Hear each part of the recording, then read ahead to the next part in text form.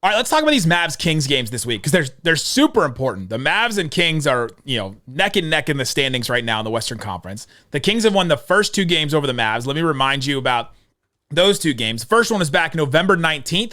Mavs lost that game 113 to 129. They were before the trades, obviously. Grant Williams started on this team. This was just a completely different looking team. Luka and Kyrie both played in this game. Fox and Sabonis combined for 62 points, 17 rebounds, 13 assists. That's a lot. It's a lot of stuff. Kyrie and Luka only combined for 48 points, which is they haven't done forever, it feels like. And they went 15 of 36 from the field in this one. And then January 27th was the last time these 2 teams played. The Mavs lost by 5, 115 to 120. This was, again, another game before the trades. Kyrie was out. Exum was out. Derrick Jones Jr. was out. Grant Williams started in this game and played and scored 27 points in this game, which was like... Wait, Grant Williams was allowed to do that? I don't understand. he was allowed, and he did it. Wow. Fox scored 34 in this game. Sabonis scored 17 and 11 rebounds. Harrison Barnes had 20 points in that one as well. So the Mavs are down 0-2. The reason why these games are so important is if the Mavs tie this with the Kings, that takes away that tiebreaker for them, and the Mavs really need that tiebreaker. Then it comes down to, I think, who's winning their division. I don't think either of these teams are going to win. Are they going to win their division? And then it goes to division record, like what your record is in the division. And the Mavericks right now are 9-5 in their division with another 2 games against the Rockets left. And the Kings are 9-6 in their division with, they probably have one more game left that I don't know off the top of my head. But why are these 2 games so important, Reggie? Hey man, get to that tiebreaker situation, get over top of that team, get out of the play-in, right? Like, look, man, we could talk. We literally have spent months talking about this. In fact, I'm surprised that we're not tired about it. The West is a monster, right? Like, there's a lot of teams that are really good in the West. Don't make yourself have to play more games against these other teams that are good than you have to. Put yourself in a situation where and you can get some guys some rest. You can give yourself an opportunity. You can give Jason Kidd and his staff more time to look forward to a series and get ready for it. Like, just don't put more things up to chance than necessary. And handling your business now puts you in a much better position to do that. Like, I don't know if can I put that more simply? I think that's as simply as I can put it. Win is good. Win is good. Okay, fair enough. Touche. I mean, right? Like, that's probably the more simple version of doing it. But yeah, you got to stack wins. And if you get if they split them, it's not the end of the world, but it's also doesn't help you that much in it. You want to win both of these games. They're so important. They're both in Sacramento too, and so that's a tough place to play. They're very tough games. So the keys to these games, I think, first one, don't let Sabonis own the paint and the boards. This Mavs team is completely different than the last time that they played this Kings team. Right. They've got Daniel Gafford starting, Derek Lively coming off the bench. They've got, Maxey playing some 4. They've got, PJ Washington as well playing those smaller ball, minutes with Maxey or playing the 4 all the time. This team rebounds a lot better than they used to. They own the paint a lot more than they used to.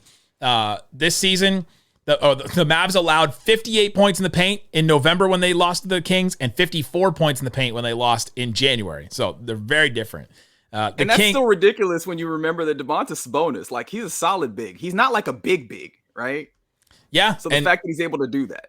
Yeah, he controlled the paint for sure in both of those matchups. The Kings in wins this season score 55.8 points a game in the paint in their wins against anybody. In their losses, 46.9 points. So it's a 9-point swing between how many points in the paint they score in wins and losses. So if the Mavs can control the paint a little, then they have a much better chance of winning this game. The Kings, when they score under 45 points in the paint, this is a number to watch throughout these upcoming games. When they score under 45 points in the paint, they're 4-15. When they score less than that in the paint. No. Not what you want if you're the Kings. But it's what you want if you're the Mavs. You got to keep them. 100%. If you can keep them under 45 points in the paint, that'd be massive. It's going to be a hard thing to do, though. For sure. Absolutely. And I don't know if this is moving on to another point, but obviously if you can limit Domantas Sabonis, but then also, hey, there's a pair of dudes, and the paint also factors in when you start talking about De'Aaron Fox. That is a dude who is incredibly quick. And when he gets downhill, he is dangerous. And hell, when you talk about getting downhill, what's happening is getting to the paint and attacking your bigs. And so if your bigs as your backstop are more stout, you're giving him more difficulties. You're making it harder on him. And that's all you can ask for when you're playing against a star player in this league. absolutely my next point. Limit De'Aaron Fox a little. Just a little. Like, you're not going to be able to shut him down. He's a very good player.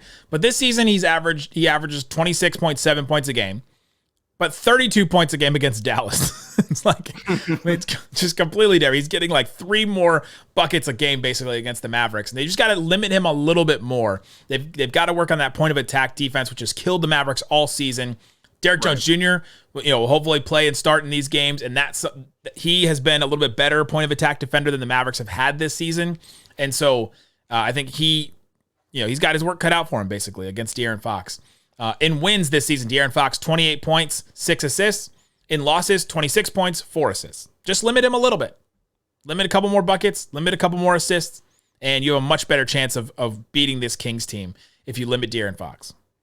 Yeah, especially with the amount of offense that you can bring. Even if it's just Kyrie and Luka, we've seen that they can carry the offensive load as long as your defense does the things of limiting the other team and sometimes completely shutting off the paint. And what's nice is that it feels like you're not having to do multiple things. It feels like both of your key adversaries here, they seem to live and feast in the similar areas. So one area of the floor to focus on to really give yourself maximum defensive punch, it feels like. The last one is that other area of the court that the Kings do really well in. Contain the threes from the Kings. In wins, and this is probably the case for a lot of teams, but I thought that this number really stood out. In wins this season, the Kings shoot 39.4% from 3 on about 40 attempts a game. In losses, they shoot 32% from 3 on about 40 attempts per game. Contain the threes just a little. Like, make it so it's not so easy. The Mavs have struggled with they're going to select one player and they're going to let that guy take a bunch of threes. And the Mavs have gotten beaten by Chimezie Metu in the past, making wide open shots against the Mavericks. Right. You remember that game winner that he had last year?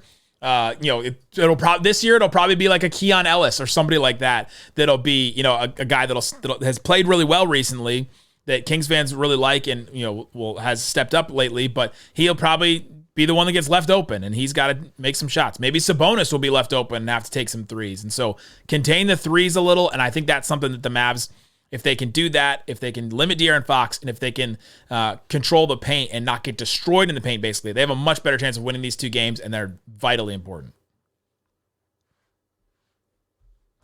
Dealing with other teams is like, they typically, you will find other teams getting one dude on the perimeter open because they're trying to, have that center, that defensive center for the Mavs centrally located. It feels like you're not going to have that opportunity, right? Because that center will be locked up on Sabonis, right? We're not doing anything special here where you have this move around, right? I could see them do the PJ on Sabonis thing. They've done it with Wembanyama. They've done it with Jokic. They've done it with others. Well, they'll play.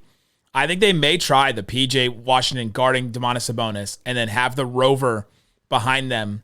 The problem is you got to help off of somebody, a Keegan Murray, a Harrison Barnes, a Malik Monk. Kevin Huerter won't play, but a Keon Ellis or somebody like that, and you have to make a choice of who that center technically guards. Right, and that's where it feels like recipe for failure is letting Harrison Barnes go.